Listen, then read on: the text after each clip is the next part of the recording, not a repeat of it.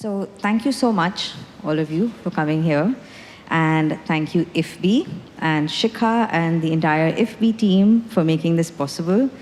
If this is the first time you guys are coming here today and you hadn't heard of IFB before, that's because they don't have a website. So you need to follow them on ifb.space to keep up with the rest of their programs from here on. Thank you also to Divyang, without whose support we would not have been able to archive today's talk. And thank you most of all to Mathieu Asselin and Akshay Mahajan for being so generous with their time. My name is Kamna, and I'm the founder of Editions JOJO. I want to start by telling you a little bit about Editions JOJO and the JOJO library. So Editions JOJO started as a self-publishing imprint in 2019 and then expanded to incorporate the JOJO library. The JOJO library is a free and publicly accessible photo book library, currently housed in Mumbai and incorporating over 300 titles from around the world. The library was originally established in 2015 by the Bind Collective, and Editions JOJO took over the management of the library in 2020. The library in Mumbai is open by appointment, and apart from that, we're constantly engaging in traveling exhibitions and reading rooms, the most recent ones being at the Conflictorium in Raipur, at Arthshila in Ahmedabad, and at the Kanike Studios in Bangalore. The library's primary mandate is to provide access to historical and contemporary photo books to a wider audience and to be a learning resource, a platform for critical discussion, and a launchpad for practitioners in the region who are experimenting with the photo book. An extension of the library is an ephemeral bookshop I call JOJO Ambassador, a small selection from which is available for you to consult to my right, so to your left, if you haven't done so already, and I'm sure you'll have some time to do this after the talk today. JOJO is constantly evolving, and we're always looking for collaborators. A couple of you came up to me today to ask if there's an opportunity to volunteer or to be involved in some way, and I would say absolutely yes. So if there's anything that you'd like to discuss, either whether it's your work or ideas for projects or collaborations, please reach out to me either at the end of the talk today or by email at any point in the future. Another part of our ambition is to bring together practitioners working with other mediums to facilitate innovation when working with photography and with the photo book, and vice versa. And in keeping with this, we'll be organizing a public speaking and storytelling workshop with Sheena Khalid, who's a theater professional, right here at IFB on the 22nd of August. So if you're interested in that, please feel free to reach out to me as well. As many of you have probably already discovered, Mathieu Asselin is the author of the book Monsanto, A Photographic Investigation. As the book and its title both suggest, Matthew's practice is rooted in long-term investigative and journalistic projects that, as Akshay pointed out to me earlier, are almost always a form of activism. His work explores power structures and the impact on cultural production, and by extension, the impact on access and dissemination of authentic artistic production. His book on Monsanto was published by ActSud and received international acclaim, winning the Castle Photo Book Festival Dummy Award in 2016, the Aperture Foundation First Book Award in 2017, and it was shortlisted for the Deutsche Börse Photography Foundation Prize in 2018. His work has also been shown at Les Rencontres d'Arles in France, the Photographers Gallery in London, Photo Museum Antwerp in Belgium, and the European Parliament in Strasbourg, amongst many other shows since then. He is also the founder of Double Dummy Studio, a platform that proposes to rethink the nature and objectives of documentary photography in responding to the challenges of today's society. Matthew's here today all the way from Arles in France, where he now lives. Akshay Mahajan, originally from Mumbai, is here from Goa today. Many of you might know Akshay as an artist, most likely from his social documentary work and perhaps also from his self-initiated project, People of Clay, a body of work that was born from both a personal inquiry and a close association with the Golparia community in Assam. People of Clay is a great example of how he combines myth, folklore, and documentary practices in his photography. Images from this work will be exhibited in Jakarta at the Jakarta International Photography Festival in September this year. Akshay's practice also extends to writing, teaching, and curating. In fact, Akshay curated the selection of books from the library and also from his own collection in response to Matthew's work, all of which have been on display earlier today. Akshay is a member of the photo editorial team at Pix Quarterly and a collaborator with Goa Familia, a photographic archive of people's stories and memories drawn from Goan family histories. He has been the co-curator at Goa Photo and the Serendipity Arts Festival, and he is also the co-founder of Blind Boys, an open collective that reclaimed public spaces, both online and offline, to showcase photography. So we'll kickstart the evening with a presentation by Matthew, and this will be followed by a conversation between him and Akshay. So yeah, I'd like to invite Matthew now to come and take the mic and share his experience with us. Thank you. I have my own mic. Kama, thank you very much for the presentations.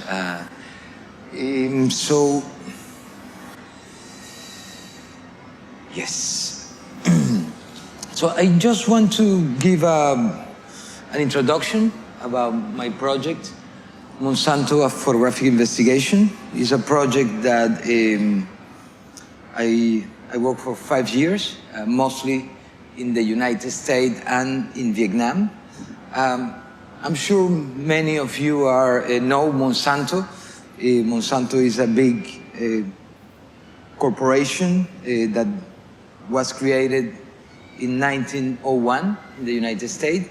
And through the life of Monsanto, they have created and fabricated many products. They started with artificial sweeteners, and they move on to many types of products, chemical products, textiles, products that were used in the war as well, and so on. Monsanto was bought by Bayer, a German company, a few years ago. So now is a German company. So for the last, for 5 years, 6 years, the idea was to understand what Monsanto is today, and also try to have a window in the future Monsanto proposed, and what this future may looks like. So let me start with the pictures of the work. So for that, I travel mainly the United States and Vietnam. At the beginning of the project, it was kind of complicated to manage the size of the project. So for that, I needed to really focus on the important key moments in the history of Monsanto. So retrace the history of Monsanto to understand who Monsanto is today and to understand what is that future. So for that, I did quite a long research that took me at least 2 years to understand which ones were these key moments, and at the same time, which key moments will represent the best this corporation. I was very lucky that I found many of these examples in the United States. And of course, the only place where I traveled abroad United States was Vietnam because of the Agent Orange. So for a few years with my car, I just went around the United States looking for the people and also the landscapes that are being affected by Monsanto. The Midwest, of course, who talk about the Midwest talk about very large crops, and Monsanto has a big imprint in the Midwest of the United States. We need to understand that, for example, corn, something around 80–70%, maybe more today, of corn is genetically modified, and many of these seeds come from Monsanto.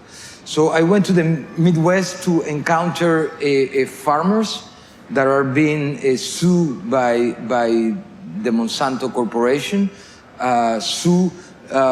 In the cases, the people I met wrongly sued because supposedly they use their seed illegally. The story is much more complicated than that, and actually this turned to be a false accusation. At the same time, I work a lot with archivals. I photograph archivals. This is a very important part of my work. This is an example of the type of archivals I photograph. I'm not only photograph the archivals, but at the same time, I photograph where these archivals come from. It's a little bit of me documenting the way I document. Is to add another layer to the research. At the same time, I became very interested on the products that I would call memorabilia that Monsanto produce, so handbooks, how to use herbicides, and so on. We will see that later. I traveled to Vietnam, where I photographed the victims of the use of Agent Orange, a chemical compound produced not only by Monsanto, down chemicals as well, and that was used in the war in Vietnam to eradicate the canopy of the Vietnam jungle, to spot the movement of troops in the forest. I was very interested as well by the publicity of Monsanto as a way of introducing Monsanto. How during these 5 years, I never contacted Monsanto to know what they have to say, or I wasn't interested. And I knew right away that the response will be a beautiful letter saying, thank you very much. This is what we are, and we're a wonderful company. So I knew it was a non-end street to try to contact them. So nonetheless, I needed to present Monsanto, and I realized that maybe showing their publicities, a collection of their publicities from the early 30s into the 80s, was the best way to present Monsanto. Actually, Monsanto introduced itself. So let's, I think as some of you have seen the book, I will invite you to see the real book, but we're going to go very quick through the book. The book was designed by the Venezuelan designer. I'm half Venezuelan. I grew up in Venezuela. My mother is Venezuelan. And the book was designed by Ricardo Baez, a designer from Venezuela, that I met through friends. And the idea was very simple. Once the work was finished, we have very little discussions about what I wanted.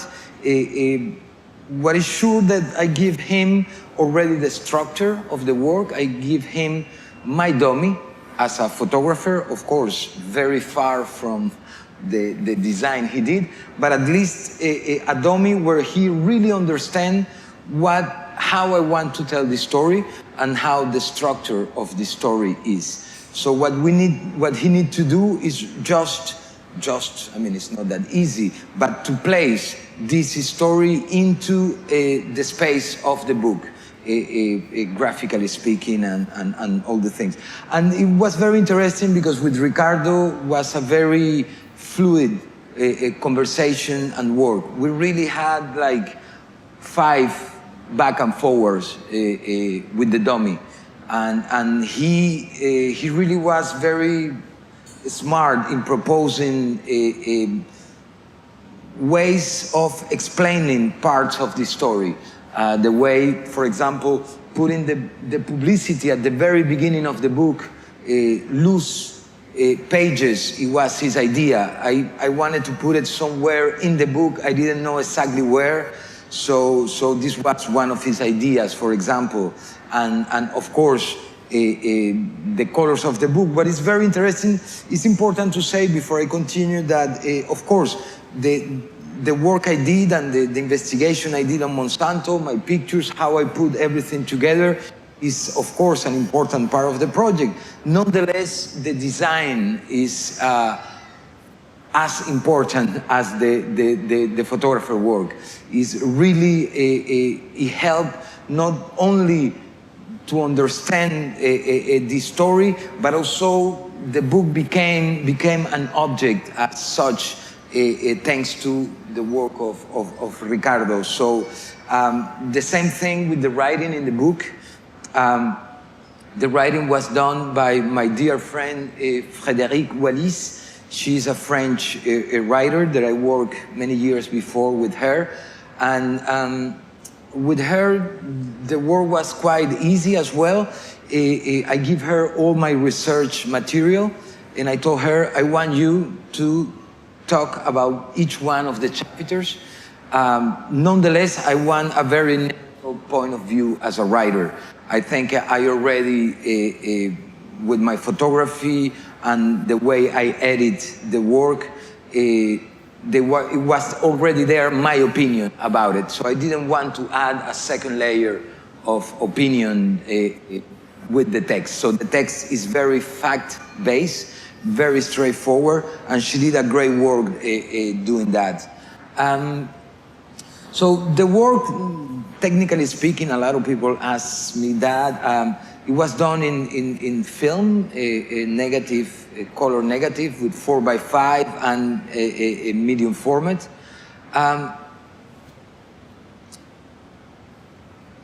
So once the book was ready, we went to the second phase of this project. At the beginning, I really constructed the story as a book. That was the end goal of the project, a book.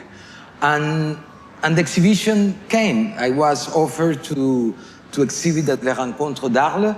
It was the first exhibition of the project, a quite large space and large exhibition, so I really have the opportunity to show the work as I want it to be. And for this, there is another member of this Monsanto adventure that is the person in my left, in your right, Sergio Valenzuela. He's a PhD graduated now. He's graduated from the school, but at the time he was a student in the school of Arles. The School of Photography in Arles. He was a PhD student there. So I met him in Arles, and since then until today, a very beautiful collaboration happened. So Sergio actually is the person who takes care of the curatorial aspects of the project. He's the one who makes sure the exhibition is showing in the spaces where it needs to be shown in the right way. He travels sometimes to make sure everything is as we planned it. Even if we work with curators in the places where we exhibit, we try to have as much control as possible of the exhibition.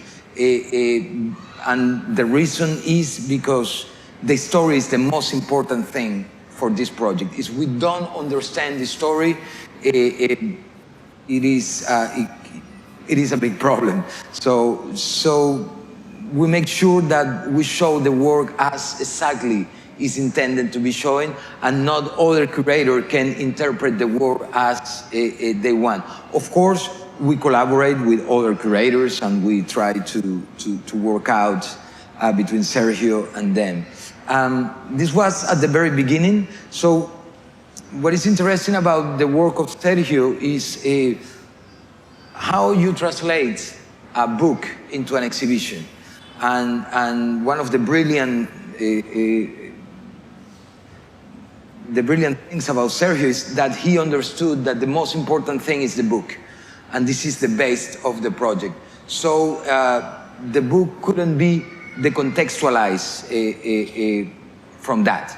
So the exhibition is really, even if it's still an exhibition, is based on the book, and we follow a lot of the protocols that are in the book. Chapters, demarcations to separate each chapter. So the exhibition became this new adventure for this project. So this is a little bit of pictures behind the scenes in some of the exhibitions. what is interesting as well with the exhibitions is that this was a new way of looking at the work.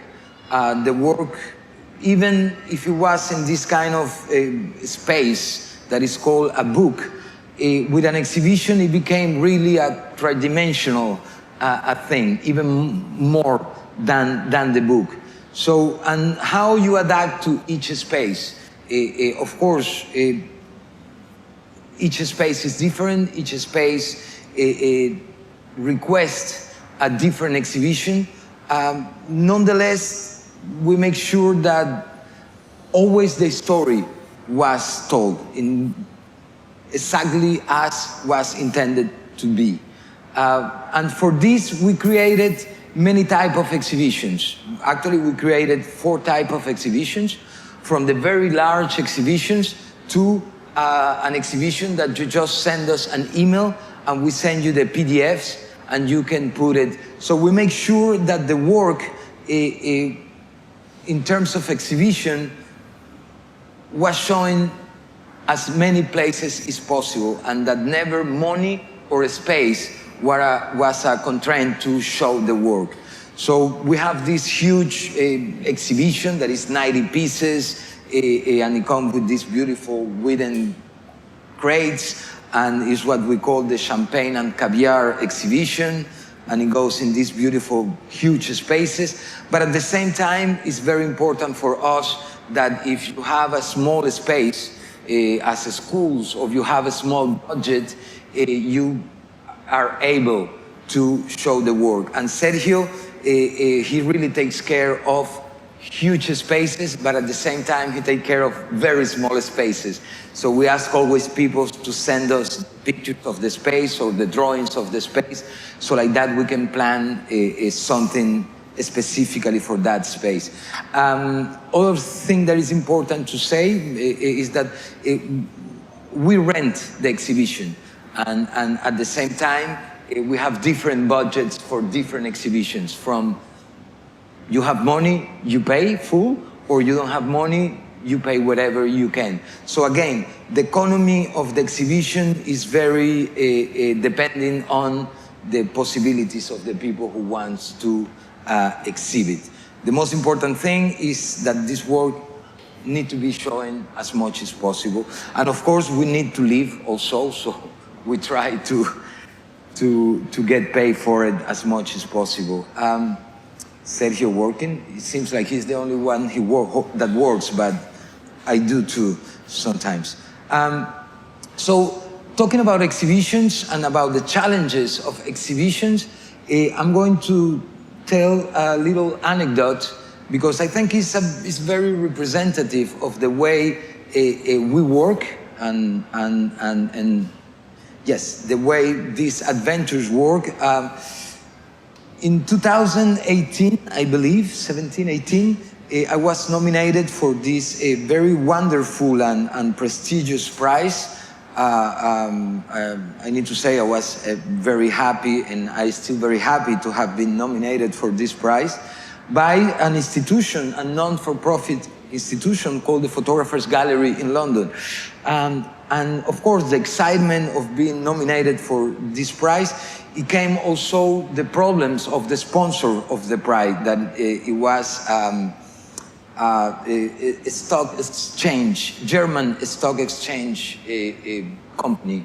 And the problem was that we discovered that, of course, as any stock exchange, they deal with the stocks of Monsanto and Bayer. And for us, that became a little bit of a problem, because if we win the prize and the money come from that company, so how we deal with that? And actually, what we came out, Sergio and I, is instead of saying no to the prize, to the nomination, we created a new chapter. That was an idea I had at the very beginning, a very, not very concrete idea, but the idea was how to include the problematic of the sale and of Monsanto stocks, and how the market is such an important thing for Monsanto, for the power and the economical power they have today. So this was the perfect opportunity to launch this new chapter. So we proposed to the Photographers Gallery that we accept the nomination, but we want to do a new chapter called the Stock Exchange.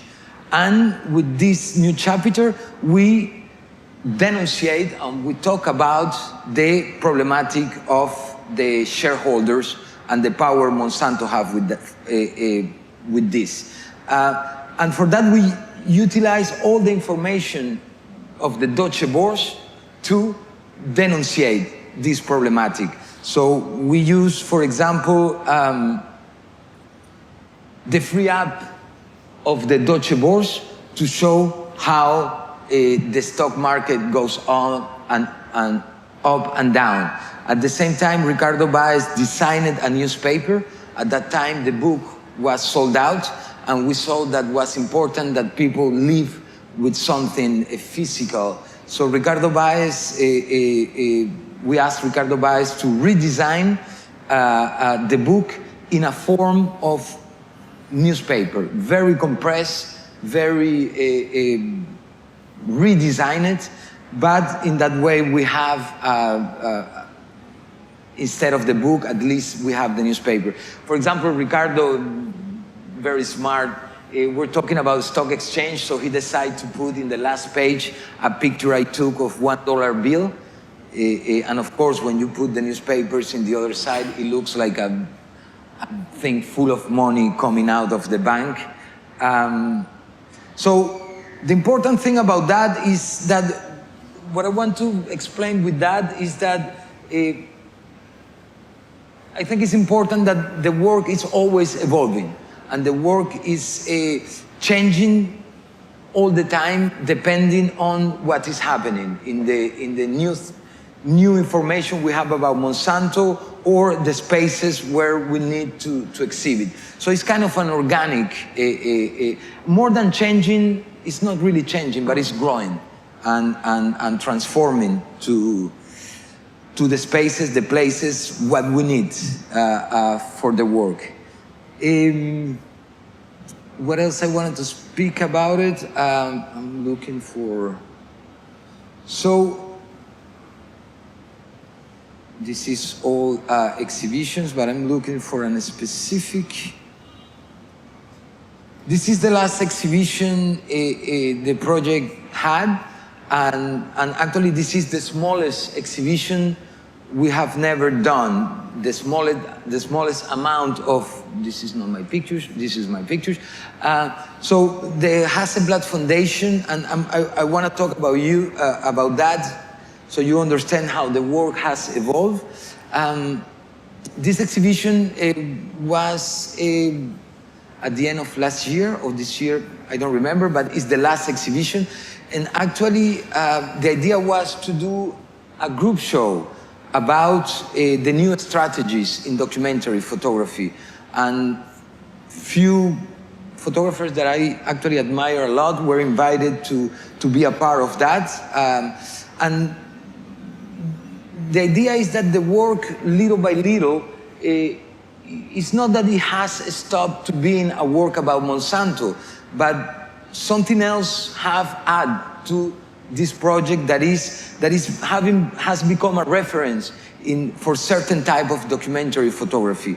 So, and this is quite wonderful because you see all the stages that a work can go through, from an idea to a dummy, to a photo book, to an exhibition, to a work that actually it doesn't depend on me anymore, and he has his own life, and how academicians and experts on the field use it as a reference for photography and documentary photography.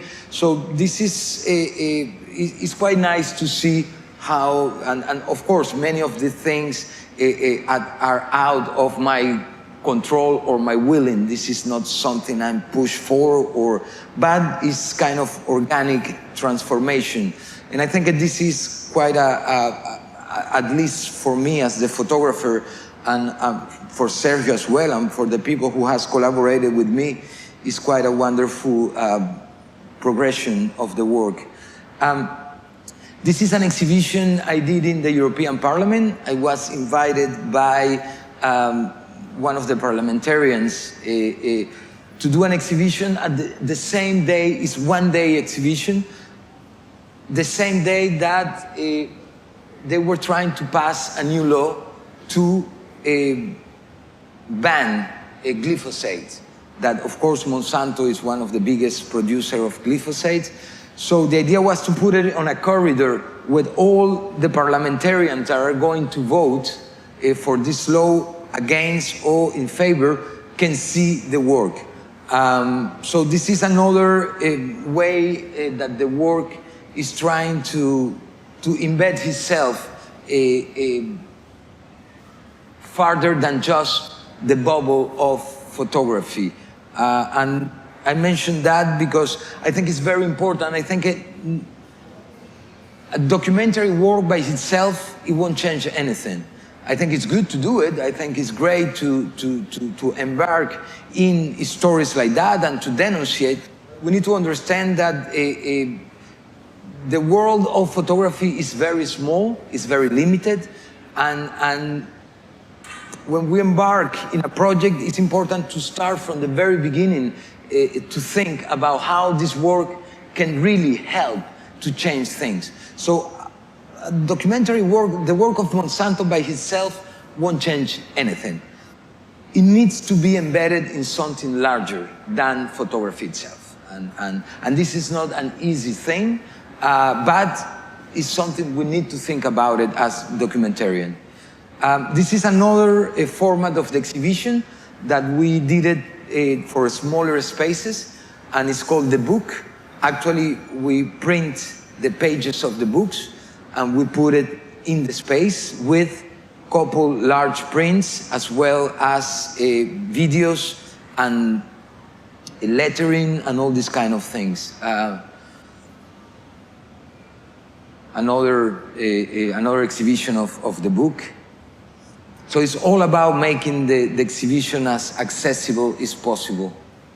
Of course, all these graphics, this all designed by Ricardo. I keep working with him, not just for the newsprint and for the book, but also for everything that is graphics in the exhibitions. I exhibit as well in an organic market, for example, on top of an organic market. So as you can see, the exhibition have been around in many different locations, places. Another important thing is the commercialization of the work, so how you commercialize your work.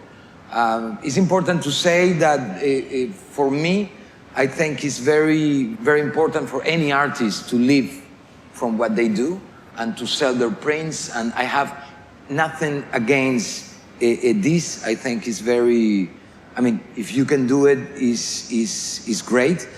Nonetheless, I was invited to be a part of quite a wonderful gallery in Amsterdam called the Ravenstein Gallery. And, you know, they invite me to present my work there and to talk about having my work in this gallery with many other wonderful photographers. And for that, we work out then, because this is not something we did alone. Without the support of the gallery, it would be impossible. So we decided that for the presentation of my work in the gallery during a month, the exhibition, the gallery needed to stop being a commercial space and become an educational space. And so for that, the gallery put together an educational program where we invited people to speak, students, so that space became this kind of educational space. For us was very important, and still very important, all along the life of the project, the educational aspect. So we make sure that in every museum or festival or gallery or school or library where I have presented the work, there is always an educational program around it.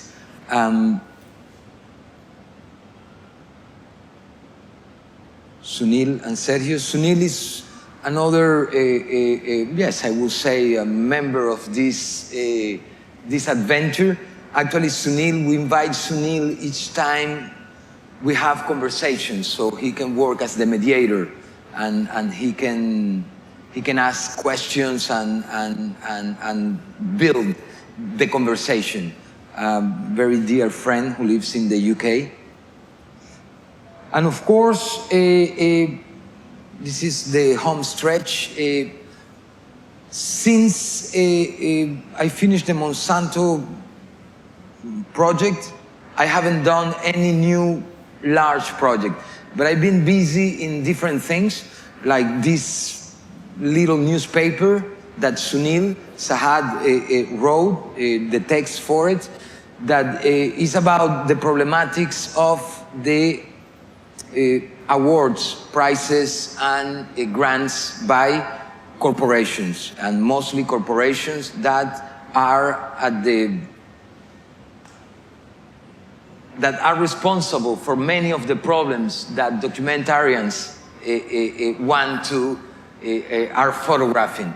So it's a little bit of contradiction to receive money for HSBC, for example, and work in a project about social equality or deforestation, or when we understand that, for example, in this case, HSBC is one of the most corrupt banks in the world, if not the most corrupt bank in the world. So I took a series of photos, and I asked Sunil to write a text that denunciate that. And I did this because a few houses down the road from my house in Arles, it was the opening of the HSBC prize. So I kind of needed to say something about it. Of course, we did a newspaper. We did many copies that we distributed for free. But not only that, at the same time, in my studio in Arles, during the opening week of Les Rencontres d'Arles, the festival of photography in Arles, we invited curators, photographers that have won this prize to have an open discussion about this problematic and trying to understand one side and another one. And maybe find solutions, I don't know, but at least to put the problematic in the front of our practice. This is the little meetings we have during 3 days. So many photographers pass by and we have these conversations. And to finish, I wanted to talk about what I'm doing right now. I don't know why it has a double. Let's do this and do this again. Okay, perfect. So to finish, I want to talk a little bit what I'm doing right now and where my practice is no shifting, but going, flowing. I'm more and more interested on power and the structures of power, and I'm very interested to try to understand why documentary photography has for so long focused on the consequences of the problems and have put so little attention on the sources of the problem. Of course, there is many theories why, there is many reasons. Not all are bad, not all are good. So right now I'm trying to explore, I'm exploring on that direction and trying to take my practice in that direction and try to focus on the aesthetics of violence, at the same time try to understand how to solve the problem of photographing power. Power, we know, is invisible most of the time, and photographing power is very boring, aesthetically speaking. It's nothing, almost nothing to photograph. Nonetheless, I really believe that if the power, the tools that art can offer can solve these problems, and the freedom that art, the artistic tools that we have in hands can really solve this problem. So right now I'm working on that and trying to figure it out how I photograph boring things and how is the aesthetics of boring things, but not only that, how I can denunciate as straightforward as possible those structures of power through aesthetics, but also through research, through facts, through all these kind of things. For example, this is very early attempts of photographing lawsuits against Volkswagen and the problematics they have with the Dieselgate. I mean, right now this has evolved in other things. I'm very interested on corporative colors. Of course, in one side is the beauty of those colors, but at the same time is the power that these colors represent. So right now I'm working in that kind of problematics. I need to say that it's not easy, and sometimes I don't know exactly which way I need to go. By little, I think I'm advancing on that. And that's it very much. This is what I wanted to, a brief introduction of what I do, and of course teaching. That is a practice that I'm a teacher at CASC, at the Royal School of Fine Arts in Ghent, where I go 3-4 times a week to see my students and follow their projects. So teaching has become, and I mean for some time now, something very, very important. And I think teaching, for me at least, is almost as much effective is almost more effective than documentary itself, education. So yeah, this is, with that I finish what I have to say. Thank you very much.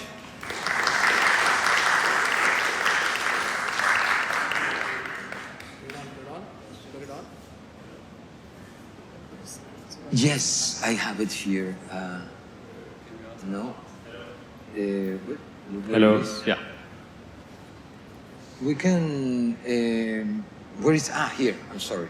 I'm going to put just the slides of the projects. Okay. This is it. So like that we. I know we're very good looking, but after a while you will get bored of looking at us, so we will put you a slideshow. Playing? Yes. Okay.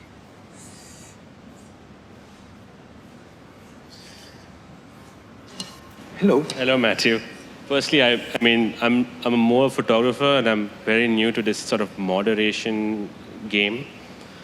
So I didn't realize that half of my questions that I was going to ask you, we've already answered. But we can maybe. But maybe now we can keep it more spontaneous and okay. Maybe have a more interesting conversation.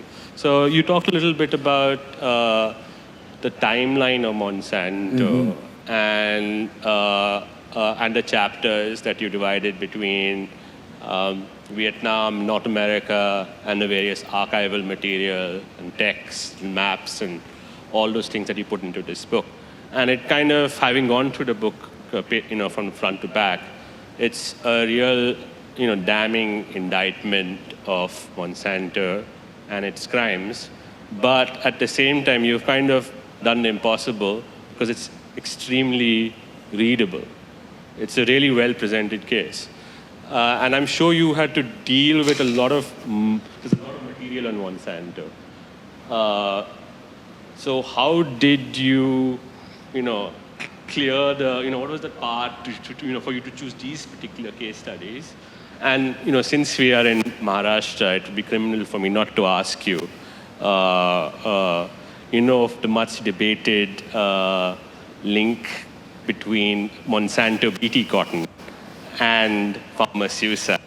Was that something you were looking at, and what was your thought process behind putting it together? Yeah, there were two places I want really to include in the project from the very beginning. One, of course, was India, and the other one was Argentina. Argentina in the province of Cordoba is one of the best examples of open sky laboratory of genetically modified seeds, with consequences in the population that are quite horrible. Malformations, cancer rates, is really a disaster.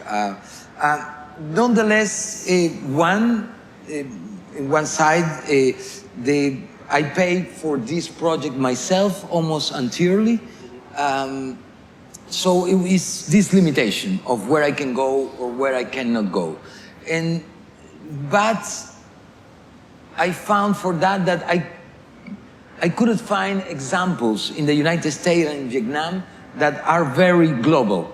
For example, we can relate the malformation of kids in Argentina with the kids in Vietnam, with the problematics that farmers are going through in India. In some way or another one, many farmers in the United States have some of the problems, besides, of course, the suicides of farmers. Other thing, I was very interested about the suicide of farmers, but I read so many contradictory information about it that I couldn't clear. It was very, very hard to clear. For example, the idea that farmers, they commit suicide only because Monsanto, they were very serious people that were saying, maybe they have something to do, but the most important thing is the way the agricultural policy by the government is constructed. So it's not only, and it's very important, your question, because that brings me to something that Monsanto is a very complicated story. And not only is a complicated story, but it's a story that is very, how you say that in English? People has it in their guts. So, and you have from crazy stories that Monsanto come to your house, take your kids, and with them they build pesticides, to other stories that are completely true. So going through all this mess of information, I did something. I say I only going to represent what is proven. And even my beliefs, I need to put it in a side if it's not proven and if it's not a fact. For example, a very good example, and we were talking about that, is that our GMO products, genetically modified products, bad for your health if you consume them. For example, the corn or the soja. The problem is that until now, no scientific proof is being says that if you consume genetically modified corn or soya, you will be sick. No proof. An Italian did an experiment with rats, and the rats have all these tumors. But even people that is against Monsanto say that the guy didn't follow the scientific protocols. So again, and I truly believe, I think that in 2050, I don't know how long, we will discover that, and we are starting linking many health problems with GMOs, with no firm results, but things are starting to appear that very serious scientific are studying. Oh, I appreciate that. I mean, it's a very complicated story. It's very complicated. And the problem is, just to finish, it's such a emotional subject that, I mean, you need to see in Facebook or the conversations about Monsanto, it's completely crazy. That if I start putting all the things that we are not sure and I cannot prove 100%, my book and my work will be completely destroyed. So this is why I make sure that and I think it's enough material to take Monsanto to. No, I think I really appreciate. I think many people really appreciate that the kind of facts you presented are not. They're facts, and they're not. And even though but you don't show them in a kind of detached, unbiased fashion. You can almost feel your kind of underlying anger and passion in the work itself. which is, I think, one of the reasons for the work to still, we're still talking about it now. Yes, yes. And it has never been taken down by anybody. So nobody until now have said this is not true, this is that. No. So I'm sure a group of lawyers probably sitting in a boardroom somewhere did try to look at it. Maybe. And you didn't give them an opportunity to do so. You talked a little bit about the dichotomy between how Monsanto presents itself as this kind of harbinger of the future of science, and the actual effects, trail of destruction that they leave behind. And there's a bit about in your book about the Disneyland exhibit in California, and it's pretty amazing. Was it the House of the House of the Future? House of the Future. So could you talk a little bit about that chapter? Yeah, I discovered that by chance, looking for things in YouTube.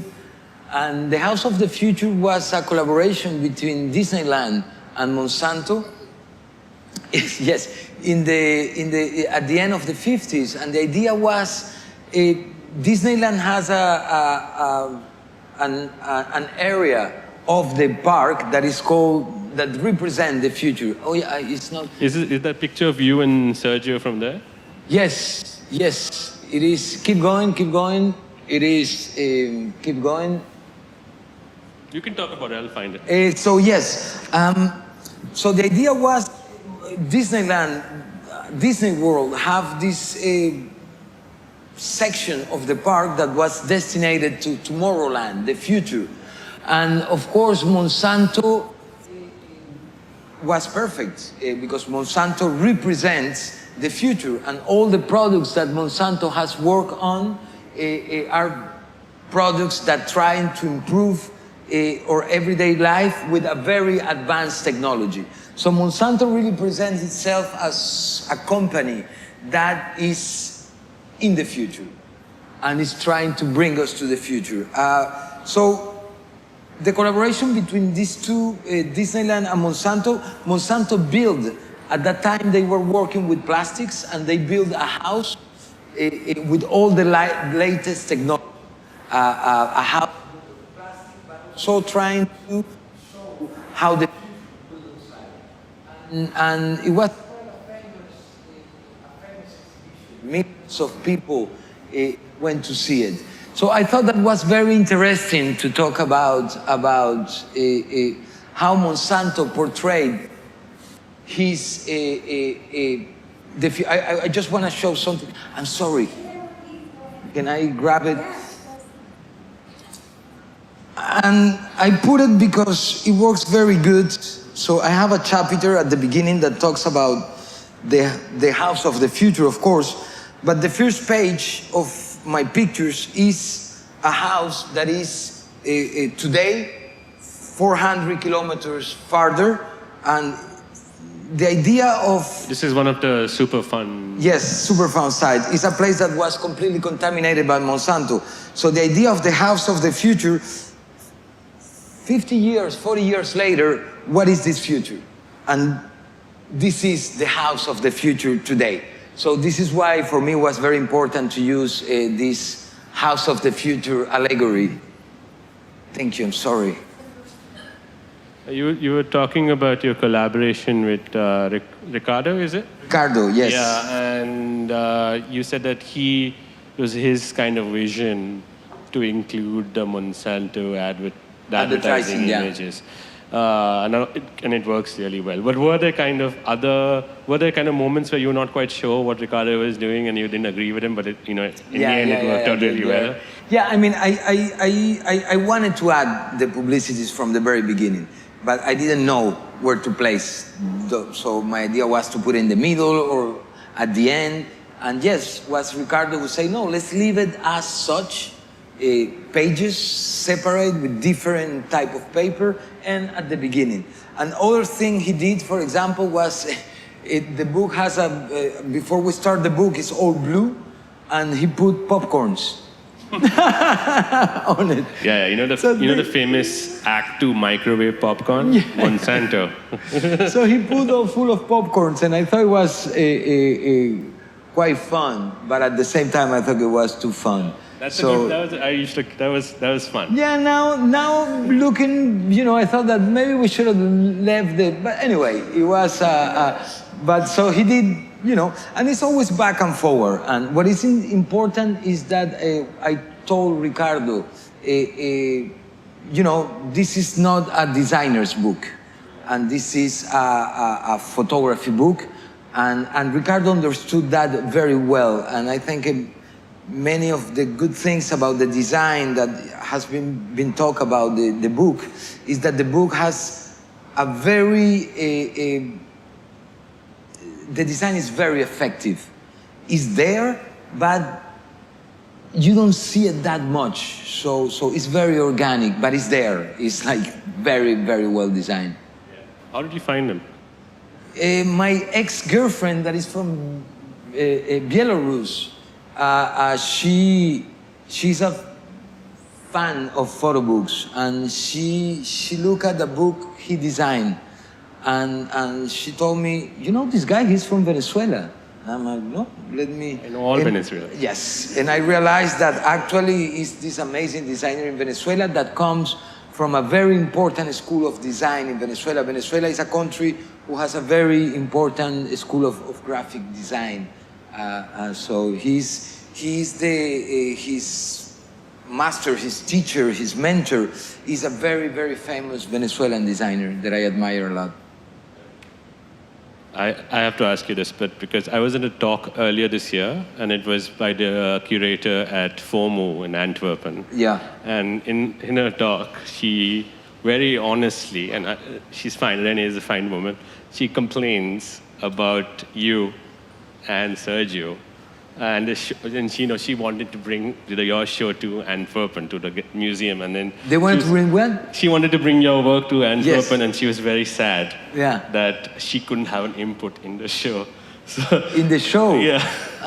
And she was talking about that. But what the FOMO museum? Yeah. Well, we had an exhibition there. Yeah. So Renee was saying that I was very sad that as a curator, sometimes. Yes, yeah. No, I understand that, and this is Rennes, maybe. Yeah, Rennes, yes, I understand that, but we were afraid, and I'm very glad we did it from the very beginning. We were afraid that the Monsanto exhibition became a different thing all the time, and that without this story, the work is nothing. So of course, each curator can also put together the story, but we wanted to keep it very consistent across all the time. We didn't want for the exhibition to become an exhibition that is created different each time, that it has a different mood each time, and believe me, Rain is an amazing curator. It's not about bad curators, because they are all very amazing curators, but it's about Sergio and I trying to have much control as possible. What were the challenges? Some of the challenges you talked about it earlier of translating a book into an exhibition. Yeah, I think Sergio is best fit on that, but an exhibition is a completely different monster, and an exhibition is such a fun thing as well. We have this space and the three-dimensionality of the space and scenography, and it's so many things you can do in that space. So I think I'm talking here from Sergio, but talking with him and as I know him, I think one of the challenges is how to keep this constraint into what really is important, and really go to the nucleus of the work, and not get too distracted by the wonderful things we can do in an exhibition.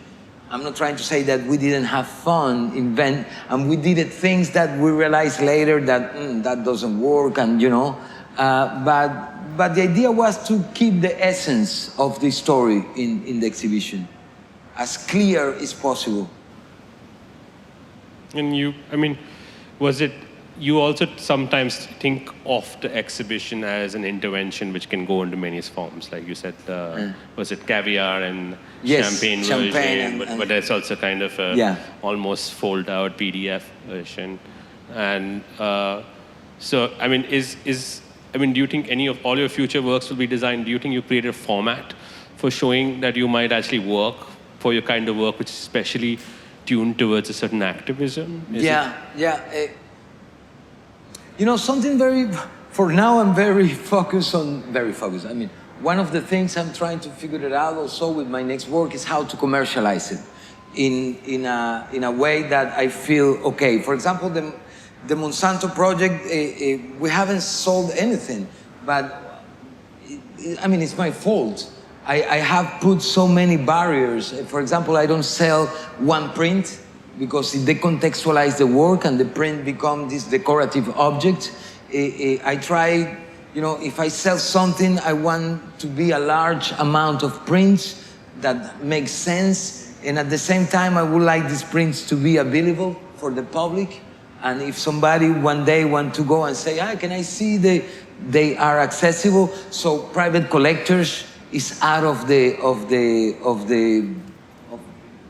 thing. So we're trying to sell to public institutions. So I became entangled on my own idea of how to sell work. And of course, I haven't sold anything. I've been proposed to, if I can sell one print, 2 prints.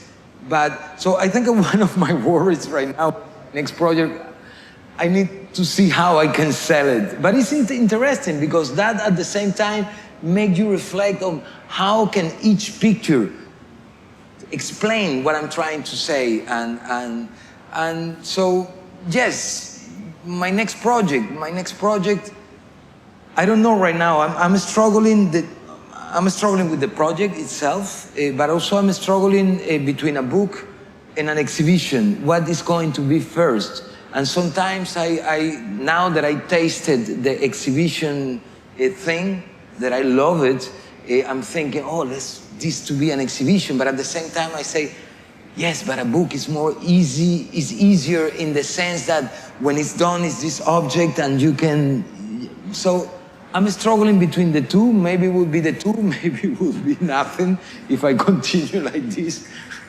Yeah, Matthew, but you literally made a work which kind of talks about the linkages between cultural spaces and corporate capital. Yes.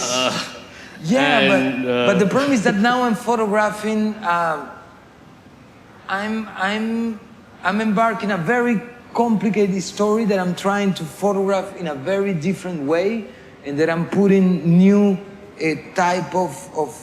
For example, I'm not photographing what until now has been photographed to explain that problematic. So I'm kind of putting walls around myself. I love it because I think this is the only way that you can really evolve in your practice. But at the same time, I'm having. I maybe shouldn't keep going with this way of working, but I guess you kind of enjoy that point of contestation between you and these institutions which have this side of hidden hand between these power structures. Yes. That, I guess you're railing against, and we all are. But at this, I think you enjoy that, and you're talking about culture, capital culture, and the intervention you did in AL with Sergio.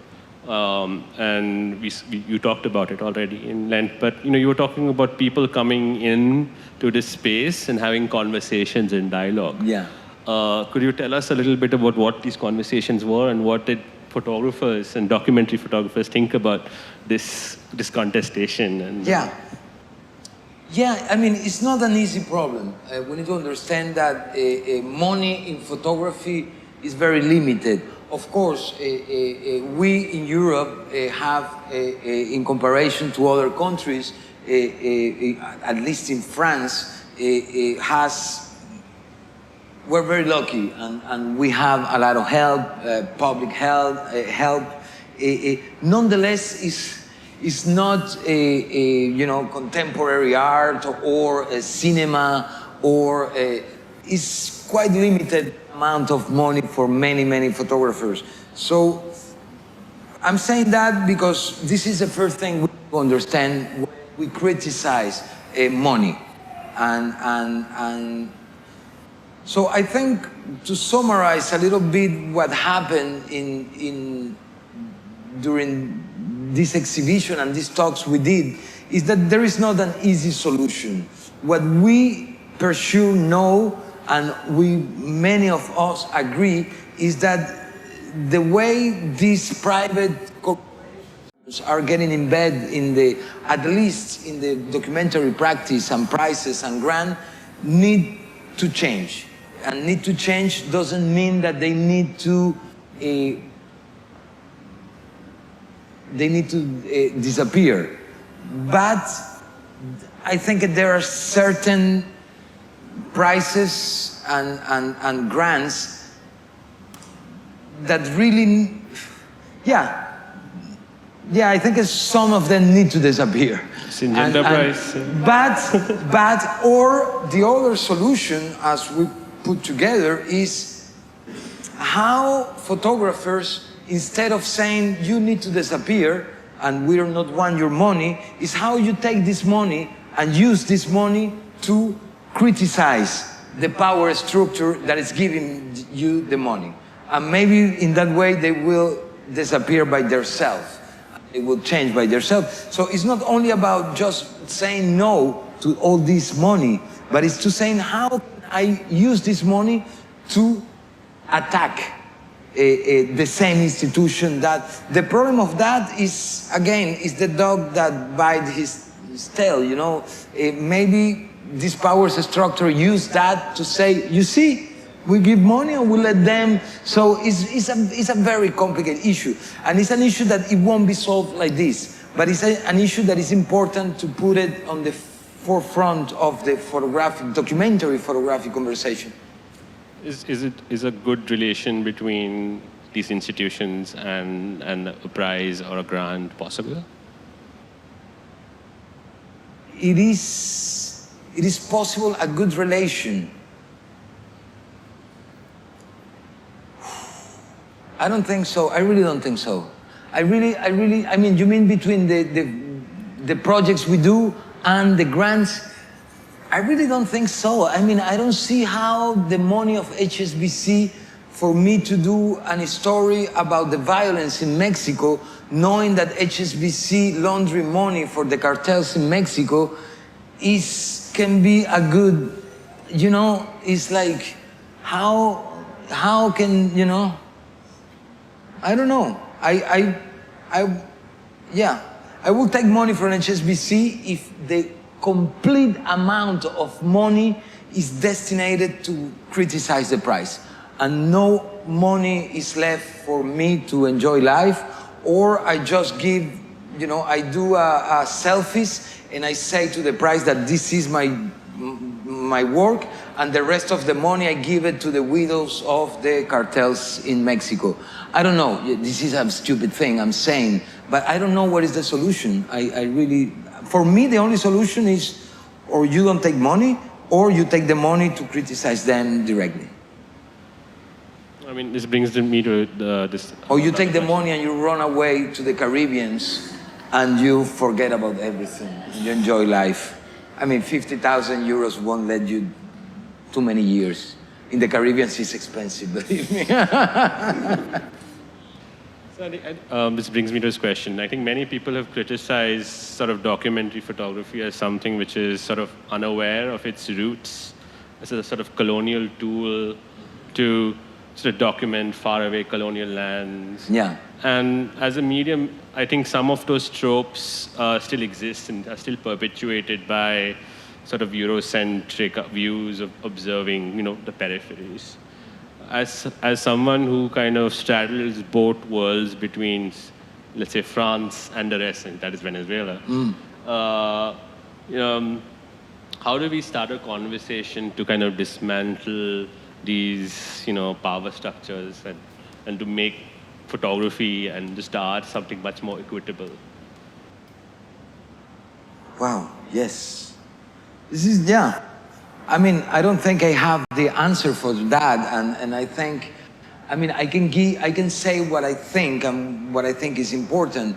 That doesn't mean that, I mean, there is so many things that need to be done that where we start. And I think we should, at least I think on my practice, that we should start by ourselves and the way we relate to the subjects. We try the stories we try to represent and to work on. So for me, the only solution I found right now is to work about the power structures that are directly related to me and that are around me. But at the same time are power structures that have consequences on the rest of the world. So it's not me completely closing myself and saying, I just work with what's here and here and here and I don't look outside. Contrary to that, I try to have a more clear look at what is happening outside through what is happening around me. And I believe, and don't make me wrong, I'm not this kind of people that, you know, martyrize himself saying I'm a white man from the first world and everything is my fault.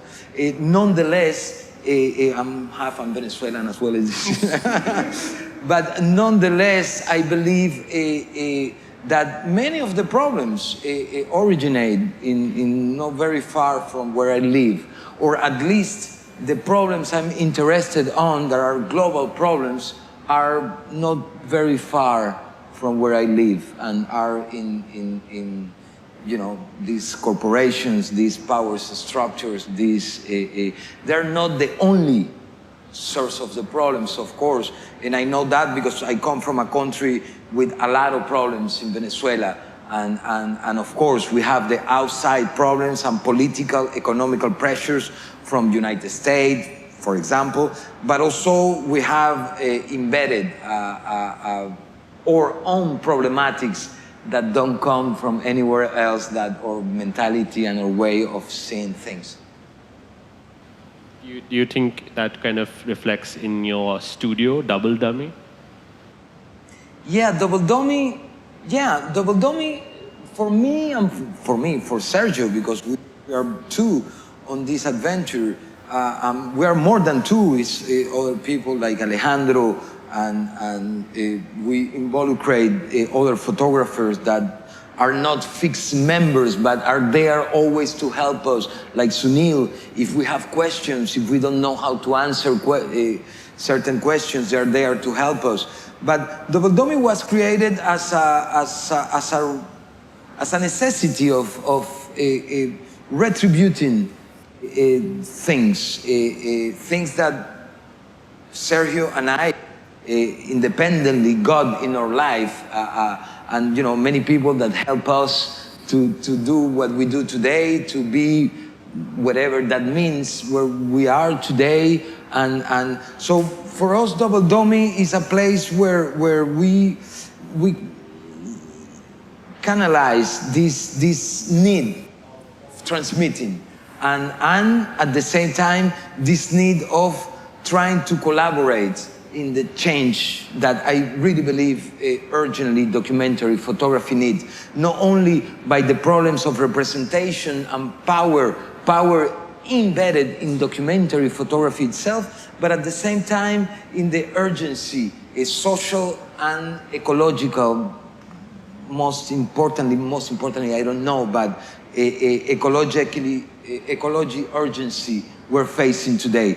And the idea is to say, is enough of portraying this problematic in such a romanticized way, where the most important thing is the gesture of the photographer itself and how the photographer represents his vision, and not about what the real problem is and where these problems come from. And really, like, as I always say, it's enough of, I think, it's not that it's enough, but it needs to be a balance between this representation of the consequences and the representation of the sources of the problem. So Double Dummy is born with this idea, and mostly because it's fun and because it's wonderful to do things with other people and yeah. And now, not long ago, Double Dummy became a non-profit officially. So now we can start laundering money.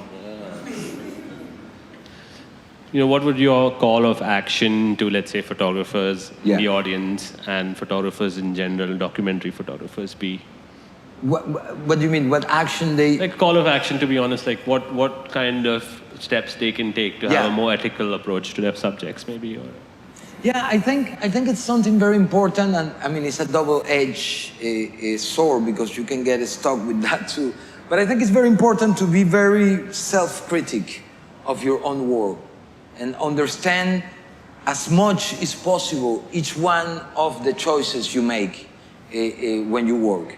From very simple things, that which is the film you put in your camera, until the way you relate it to the people and the subject you photograph, the way you show your work. What are the priorities of making a documentary work? And we all have these photographers and artists in general. Ego is there.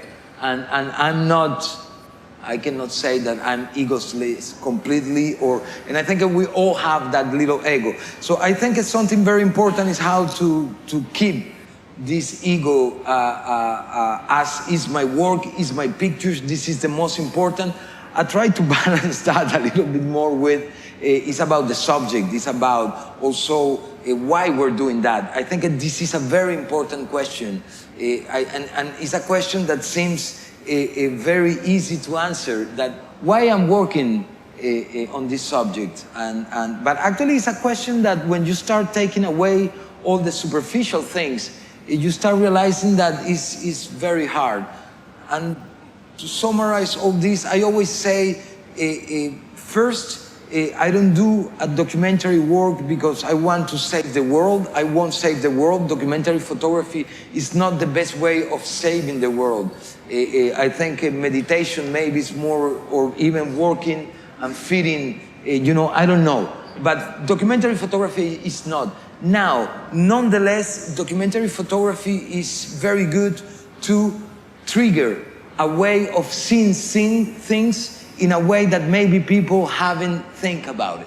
And if you to start do this, like when people look at your work and say, I haven't thought about that. I haven't seen things in this way. It's very important. And other thing I always say, I think I do this kind of work because, first of all, I need to say something. As an artist, but most importantly, as a citizen, I need to say something. And I think I'm more effective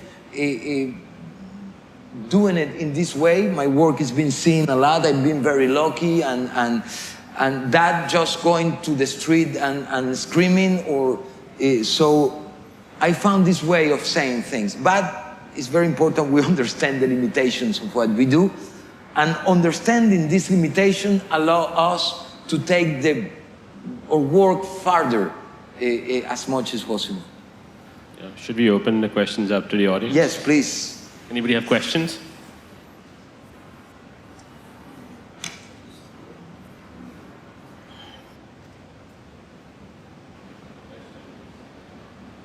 Anyone? If there are no questions, I'll ask stupid questions. He has a question. Hi. Hi. So I had a question which... It'll be too loud. A little closer, the mic, yes, because... Yeah. So I had a question where, so you're dealing with all these power structures, right?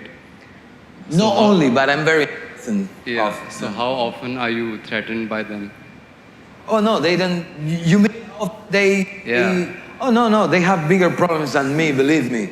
Like Monsanto, for example, they lost 50% of their value because of lawsuits against them in the United States.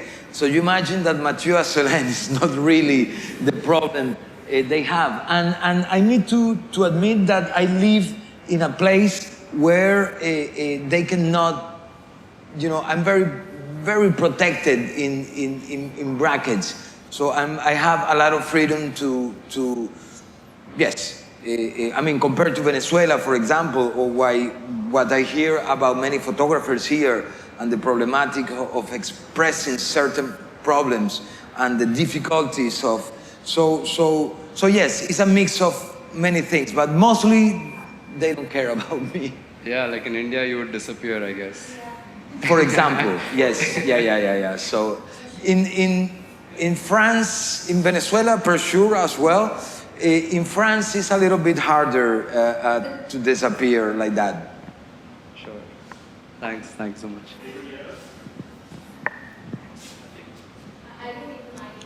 Okay. What do you think of World Press Photo as an organization in the context of colonial gaze and opportunities? Good. You really don't need a mic. You're like me. I scream a lot. I love that. Yes. You know, I was invited a long time ago by the director of the World Press because they wanted to open. I mean, they want him to do a presentation in the office of the World Press, and actually the idea was to open the World Press to new practices in documentary photography, in practices that are a little bit more free in the way they represent things. What I think about the World Press photo, I still want to win a World Press photo, so you put in me. No, it's not true. That is a good question, you know. So I can divide this question, I can answer with two things. One, I think it's important to have photography in the writing articles. I believe so that for a journalist is important. In the other side, we understand how photojournalists have shaped the vision of many countries outside the Western world, and how photojournalist is pretty much about photojournalists, not journalists, writing journalists. It's pretty much about the consequences of the problem.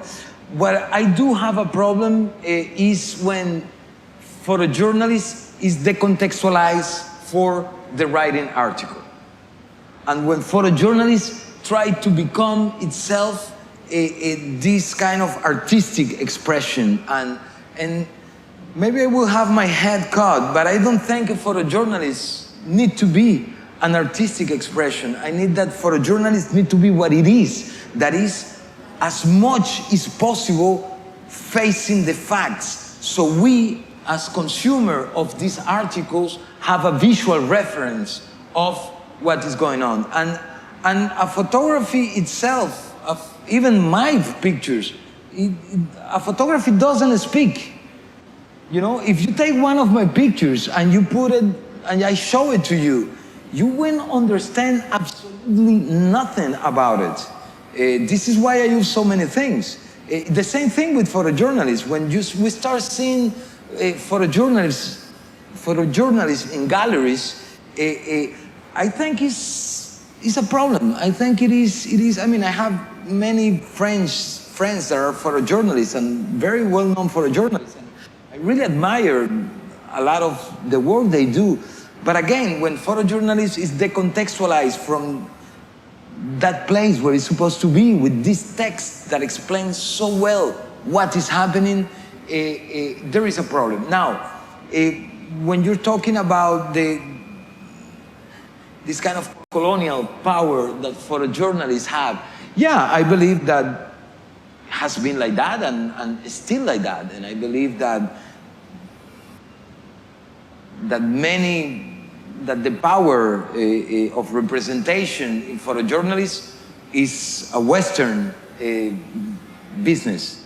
More and more we find photojournalists from the countries where they, but nonetheless, the power is still in the hands of Amsterdam. yeah. So what I think about the WordPress photo is a mixed thing. It is like what I think. I never thought about what I think about the. Yeah, I think it has a lot of conflicts, and I think in some way it's interesting to put all together what has been done in terms of photojournalism, but at the same time, is photojournalism made for this, to this showcase and for this a kind of event? I don't know. I don't think so personally. I think if you wanna now, it's documented. Now the question is documentary photography made to be presented in a festival, in a museum? These are very tricky questions, and they're very and are questions that I cannot answer, to be very sincere. What is the difference of showing the kids I photographed in Vietnam with deformities in a museum, and what is the difference of showing a photojournalistic piece in Perpignan? I don't know. And these are questions that are very valid, and these are questions that I struggle with, and I try to find answers. So, I guess a lot of photographers and photojournalists may have shot different elements of your book separately, as probably there will be n number of photo essays on children effects of Agent Orange in Vietnam, and there'll be n number of photo essays on super fun sites, but no one. Yeah, and this was the thing of Monsanto, that is so many stories of Monsanto tell here, there. Even James Natchway did an amazing work on the children of Agent Orange. But yeah, my idea was to say, like, the only way to understand Monsanto is to put all this under the same umbrella. Yeah. Any more questions? What do you think? I'm too busy to think about that. But whatever you say, I take it. Both fantastic. Yeah. I think, yeah. Some people think that I'm an artist. Some people think that I'm a photojournalist. Some people think I'm in between, and yeah. And I like that. I like this ambiguity of. Yes. I'm sorry. I don't know if that answers your question, and I want you to make sure that I don't answer, not because I don't want to talk about the WordPress photo. This is not really my worries, and I never have any worry, because it's a very interesting and complicated question, and it will be from my side to say this is like that or like that. I don't know. I really don't know, and I think it's a very interesting thing to put to know also what photojournalists think about their own work being presented on that way, and so it is a very interesting question. So when you're documenting things, you learn. Can you get a little closer? Yeah, sorry. Yeah, you learn facts, right? You don't have her voice. Yeah, I know. Sorry. So you learn facts, right? Like you understand, like genetically modified crops are bad for you, or some sort of chemicals are being used in your food. So do you apply that in your life? Do you avoid certain foods? Do you avoid certain... I think it's time to go now. So do you create that awareness around you, or like in your circle of friends or family or whatever? Yeah, I try. I mean, I'm not the kind of guy who is selling the fish. I don't go around saying like you should do that. I try as much as possible to do it in my own life and be conscious about what I eat, what I Now is, of course, time to time I open a kind of Coke and I drink it. And time to time I eat a piece of meat that I don't know where it comes from. Nonetheless, I try as much as possible, and I'm very lucky that I live in a region in France where I have access to food that you know, I know where it comes from, and I know where. So, yeah, in a big part, I try to be coherent with the things. But now you need to understand that being coherent today is quite a challenge. And if you know, I'm a photographer and I'm travel and I do exhibitions and so to keep a coherence is hard, but yeah, I try. I won't say that, you know, and I come from a family that they know how to cook. And I come from a family that used to have restaurants and they know. I knew from a very early age what is food. And I grew up as a forced vegetarian for many, many years because in my house. So yes, I have a culture and I understand that. Now, if I'm 100% coherent with my practice, with the work of Monsanto, no, I'm not. But that is not the idea either. So your kids are going to be fine. What? Your kids are going to be fine. Yeah, I don't. My what? Your kids. My Kids, kids your will be kids. fine. I don't have yet, and I'm 49, so I'm wondering if kids will happen. I will let you know in a few years. Send me your address. I think we have time for maybe one more question. Thank you very much, and I really appreciate you listening to me, and thank you. Thank you, Matthew, for your time and for being so generous. And you, Akshay. And Nancy, thank you, Kamna. I think without your hard work, we wouldn't have Matthew here with us to share his knowledge. So, thank you. Thank you.